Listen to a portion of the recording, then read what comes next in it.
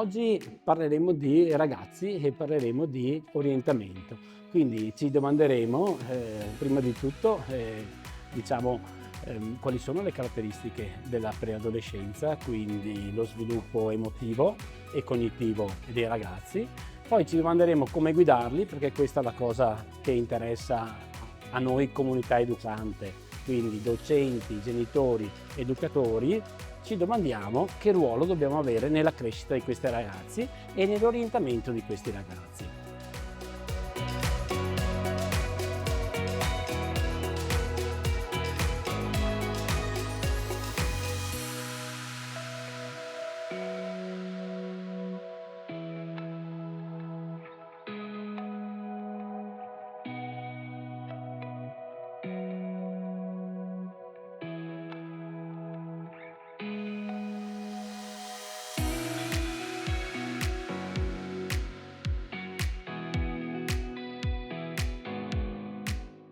Da alcuni dati risulta che i nostri ragazzi, quando scelgono i percorsi della scuola superiore, sono insoddisfatti.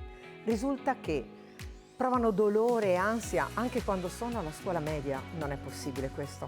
E quindi abbiamo deciso di provare ad aiutare gli interlocutori, sono le famiglie, sono i docenti, i formatori, ma direi tutta la comunità educante ad affrontare questo tema.